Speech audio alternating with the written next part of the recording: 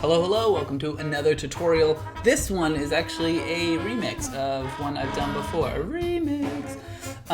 This is the auto-scrolling logo slider. I've done this tutorial before, but I've revamped some things, made it a little bit easier to use, and added some additional settings. So let's just jump straight into what the code is that is going to work. So we're going to be using these gallery sections. So as you edit, a gallery section is you just add a section in Squarespace 7.1 and hit gallery. So you'll need to use one of these. And then as you add it in, you want to be using the slideshow reel gallery type. So hit edit on your page section, the gallery section. I've done the settings as my width as inset. I've set this height to 30, but you can change this to be, we'll add some CSS to adjust the height. I have my control location as none, so I've hidden my controls there. We'll just be targeting it through JavaScript and sort of auto scrolling through on its own. And then, yeah, just sort of do whatever else you want with the other settings. And now I've added in 2 of these, so you can see how to do it with 2 auto scrolling sections, or more if you want to do more. So this is all we're going to do. I'm going to go into the page settings of that page. So just hit the gear icon right there and then go to advanced. Then we're going to be putting our JavaScript in here. So this is on my website. You can grab this on my website. Do not feel like you need to pause the video and copy it. I'm just going to copy it all right here.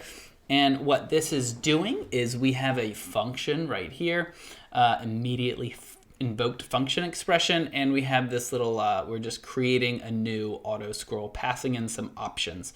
And basically what this does is we find the section that we're on, and then we click either the right or the left arrow. The JavaScript's just automatically clicking that after a set interval. So what are the options we're adding? First is this gallery. Which gallery on the page is it?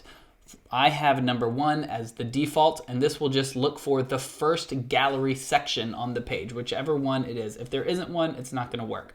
So if I wanted to grab, if I only wanted the auto scroll on the second section, I would just change this to 2. It's the second instance of that gallery section. So it's not necessarily the second in order on the page, it's the second gallery section on the page. And then the direction, set this to either 1 or 2. 1 is going to be going backwards, 2 is going to be going forwards. And then timing, however long in milliseconds you want it to wait between the gallery sliding. So let's just copy this code in right here. Like I said, settings, advanced, paste it in right there. And then the default will be this right here, or it'll be the one. So it'll grab the first one and then auto slide it forward. Now, as you hit save, you're not gonna see anything. So it is not gonna work right here in the editor. You have to either expand it like this, and now it's gonna work, and it will always work on your live site as well. And so this, now we're just waiting every 3 seconds and moving forward. So that is great. But let's say I wanna also do it to this second one. Also, we got some padding. First, let's fix this padding issue right here. Right here, that's it. You just add in this little bit of custom CSS. And actually we're going to put this, because we don't want this to happen to every single gallery reel section on our entire website. So we're just going to localize it and put it just within this page right here. So I'm going to hit that gear icon, advanced, and we'll just add it under here. It doesn't really matter above or below. I just like putting it below. And here are the values you can, I would suggest changing if you want to change the height. So this 75 pixels is as small as it'll be. It won't be any smaller than 75 pixels on mobile, and it won't get any larger than 200 pixels on desktop. So that just kind of sets some threshold values. That's what this clamp is doing.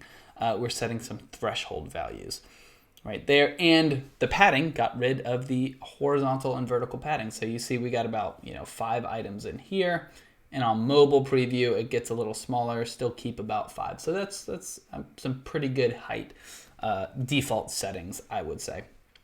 And then of course this first one's gonna move, but this second one isn't moving. So if we wanna do another one, we just jump into our settings, back into here, and you just duplicate this little bit of code right here. So just copy it and then paste it right below.